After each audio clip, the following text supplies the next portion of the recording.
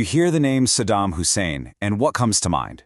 For decades, it was all about absolute power, incredible wealth, and just brutal repression. He was the unquestioned ruler of Iraq, a guy who completely dominated the world stage. And then, this. December 13th, 2003, and the whole world sees this picture. The guy who was once so feared is just gone. He's disheveled, confused, so you have to ask, right? How on earth do you go from a presidential palace to a literal hole in the ground? Yeah, a hole in the ground. I mean, let's really think about this. This wasn't just some random hiding spot. We're talking about a cramped, dark spider hole dug out near some farmhouse in the middle of nowhere. The contrast is just wild. And really, to get how he ended up here, we've got to go all the way back to the beginning.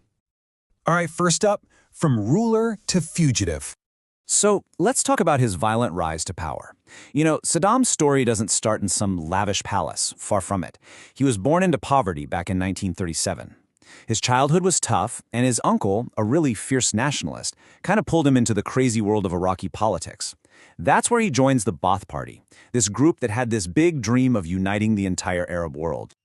Okay, so this timeline really shows you just how relentless his climb was. Look at this. 1959, he's just a young revolutionary, on the run after a botched assassination attempt. But just 4 years later, boom, his Ba'ath Party takes power, and he's back. Then, another coup in '68, and suddenly he's the second most powerful man in the entire country. And by 1979, he's done playing second fiddle. He basically forces the president to step down and takes the top spot for himself. It was, a masterclass in using political violence to get what you want. Okay, Section 3, an iron-fisted rule. Look, once Saddam got to the top, his #1 priority was super simple. Stay there, no matter what. And his method for doing that? Absolute, terrifying control. And boy, he did not waste any time showing everyone exactly who was boss. Get this. Just 6 days after becoming president, he calls this big meeting of all the party leaders. And it's all on camera, all televised. One by one, he has a senior official confess to a conspiracy. And then he starts reading a list of other so-called traitors. As he calls their names, they're just dragged out of the room. The people left behind? They were terrified. And then he forced them to be on the firing squads that executed their former colleagues. The message couldn't have been clearer. Loyalty to me is absolute. And if you even think about dissent, you're dead. 148. This is another one of those brutal lessons. In 1982, there was a failed assassination attempt on him in a town called Dujail. His response? He had his regime round up and execute 148 men and boys from that area. It was pure collective punishment, designed to terrorize anyone who might even think about opposing him. And you're going to want to remember this number, because it becomes incredibly important later on. So, you have the internal threats locked down, but what about the outside? Well, this quote from Iran's Ayatollah Khomeini tells you everything you need to know.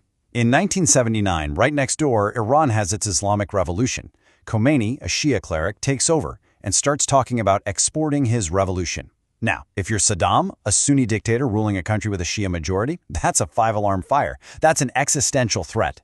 And that fear, plus some old border disputes, is what led him to invade Iran in 1980. That kicked off a horrific 8-year-long war. And that war with Iran?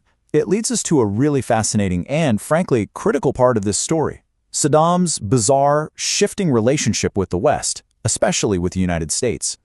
This is just a wild tale of 2 decades. In the 1980s, the United States basically saw Saddam as their guy. A necessary evil, a bulwark against revolutionary Iran. So they backed him. We're talking intelligence, loans, even military support. He was the devil they knew, right? But then, fast forward to 1990. The war with Iran has left him with massive debt. So what does he do? He invades his tiny, super oil-rich neighbor, Kuwait. And just like that, the ally becomes the enemy. The whole thing leads directly to Operation Desert Storm, the first Gulf War. So after that first Gulf War, Saddam is still in power, but he's pretty much a pariah, stuck under these crippling UN sanctions. The final chapter of his story, though, really kicks off after the September 11th attacks in 2001. That event ultimately led the U.S. to invade Iraq in 2003, based on the belief that he had weapons of mass destruction and ties to terrorism. So Baghdad falls in April 2003, and Saddam is just gone, vanished. For months, U.S. forces are on this massive manhunt, grilling all his top officials, but they're getting nowhere. The big breakthrough happens when they totally switch up their strategy. Instead of chasing generals, they start focusing on his inner circle. You know, the cooks, the drivers, the distant relatives, the people who handled his day-to-day life. And one name just kept popping up, the al-Muslit family. Once they finally captured one of those brothers, the game was pretty much up. That one lead pointed them to 2 farmhouses, and that's what launched Operation Red Dawn. Special forces descended on the area, they surrounded it, and eventually they found this camouflaged hole in the ground. They pulled a cover off, and there he is, Saddam Hussein. He didn't even put up a fight. He apparently just said, "I am Saddam Hussein, president of Iraq, and I want to negotiate."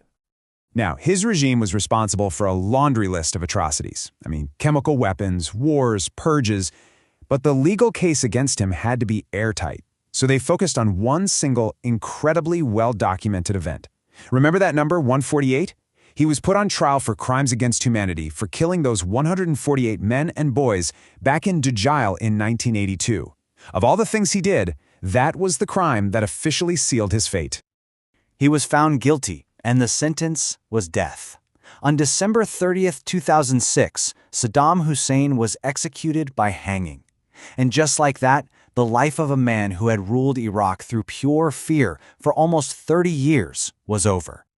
So the capture and execution of Saddam Hussein, it was this huge, pivotal moment in history, no doubt about it. But it also kicked off a whole new, incredibly violent and chaotic chapter for Iraq. And it leaves us with this really profound question, doesn't it? A dictator was removed, sure. But what was the true cost for the country he left behind?